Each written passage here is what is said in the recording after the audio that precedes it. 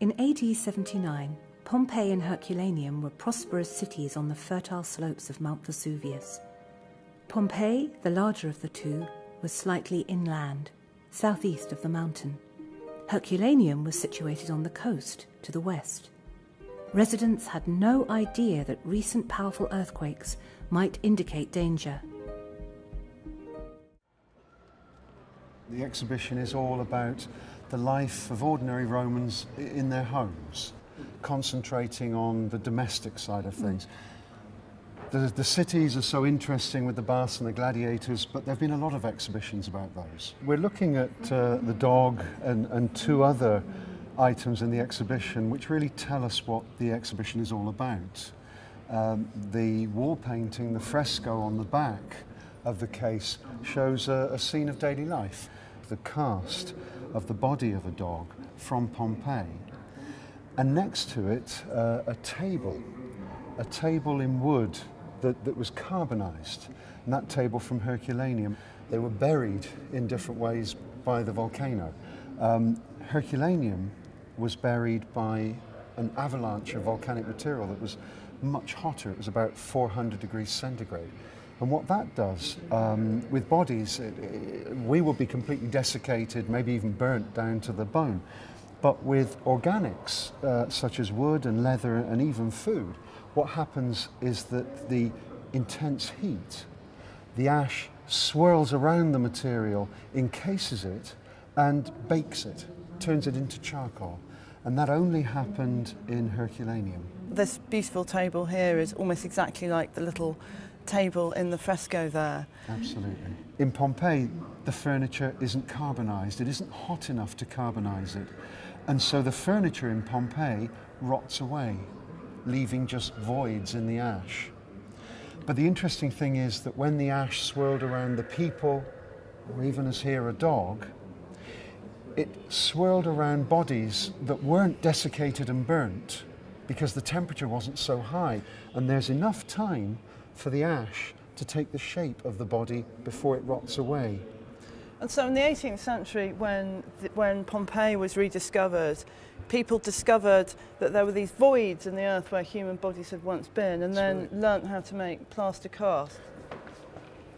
So it feels very much as if we're in a lovely Roman atrium now, Paul. There's the water feature here, a lovely pool, colonnade, and this rather extraordinary statue in front of us. Could you tell us about it? Well, this fine man is a banker. He was the founder of a dynasty of bankers, and almost certainly, well, I think definitely we can say that he will have started off life as a slave. If you were a wealthy Roman, wealthy enough to have a house like this, and of course what we're doing here is giving people the idea of a general Roman house. So, as you say, the beautiful pool, the water feature here in the centre. He's standing in a very prominent position because what he's doing is guarding the house.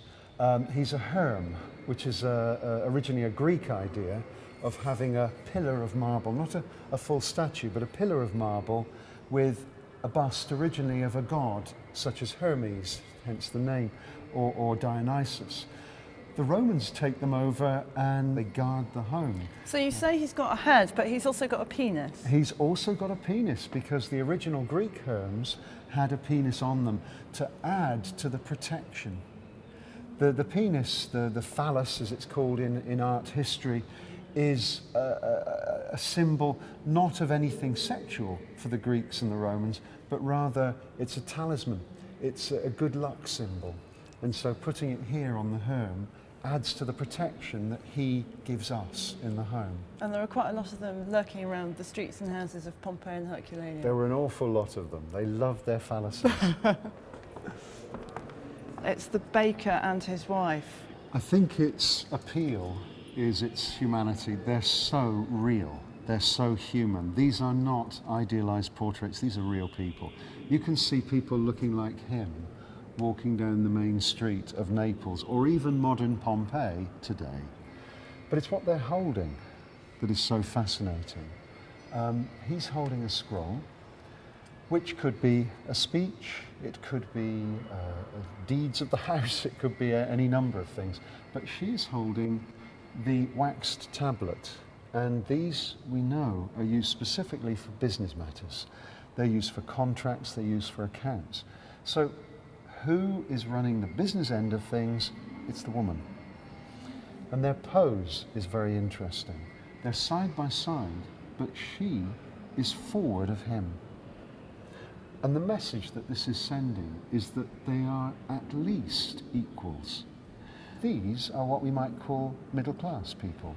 And yet here we are with the woman not being at all subordinate, on the contrary. A stylus poised to inscribe some accounts or write out a contract. Definitely. Let's go through to the garden. When we stand in this part of the exhibition, we see a complete Roman room.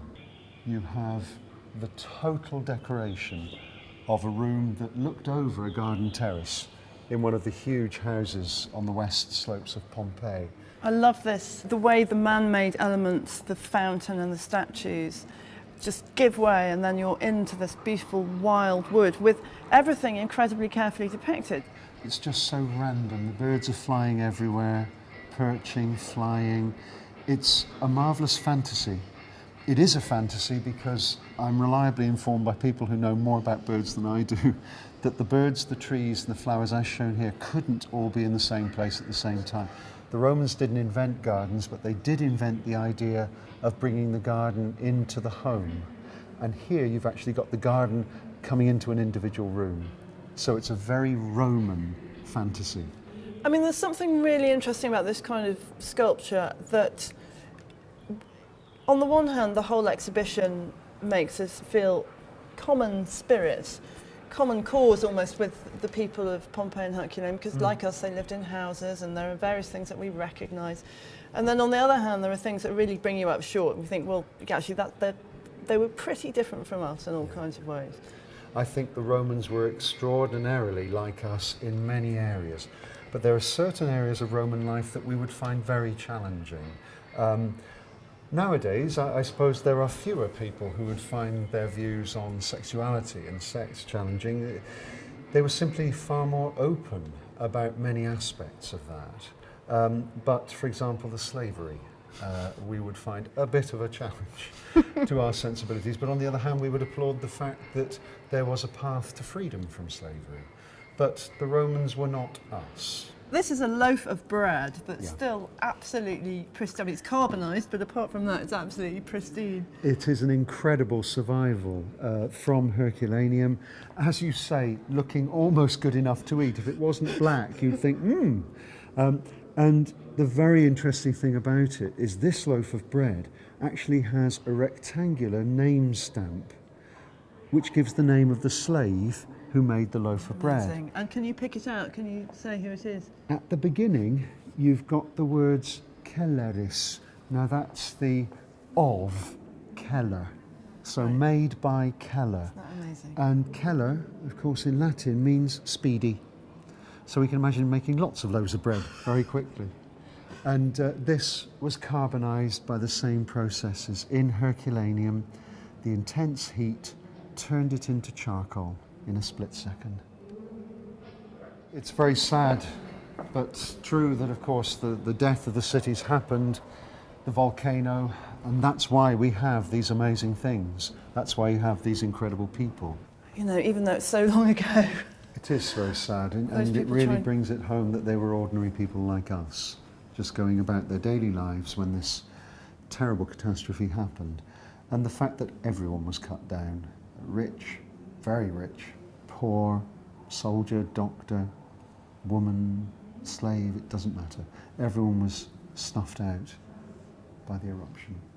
I mean, this is such an affecting cast, or is this a replica of a cast? But at any rate, it doesn't matter. It's this figure of this cowering, crouching man, a cast from Pompeii.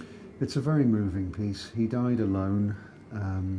When the archaeologist who was excavating Pompeii in the 1920s and 1930s discovered this particular cast, and of course they never knew what the body was they were going to uncover. They just knew there was a void. It could be a woman, it could be a man, it could be a child. When Mayuri, the excavator, found this body, he said he was like a beggar crouching on the church steps, this terrible, sad, pathetic figure, dying alone in Pompeii. And this is just sort of, I mean, you just can't look at it really without feeling awful. And this is clearly a family locked in some kind of awful moment of anguish. It's heartbreaking. This is a family, a man, a woman, a child rearing up on the woman's lap, and a little child that was found slightly apart from the others, but we believe strongly was part of the same family group. They were found together, believe it or not, only about 20 yards away from the beautiful garden room. They were found in the House of the Golden Bracelet, so named after an incredible piece of jewellery that the woman was wearing.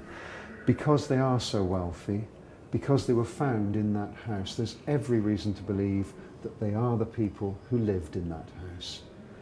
They would have enjoyed that beautiful room, the birds, the trees, and then maybe the following day they died under the stairs. They're caught in the moment of their death. And sadly, what we can see is not efforts to protect themselves. What we see is the involuntary spasms of the body as it's cooked by the superheated avalanche that enveloped them. One of the saddest things is that the little child on the mother's lap was probably in her embrace. She was probably trying to hold it, and then she's thrown back by the blast of this pyroclastic surge. The little boy who was found slightly separate from the others is perhaps the most moving piece of all, because this little boy is still wearing his tunic. You can see the folds of the tunic, and you can even see his facial features. It's a little boy, 3, 4 years old, and it reminds us that these are not museum artifacts, they're people. They stand for real people like you and me who just happen to be caught up in these awful, extraordinary events.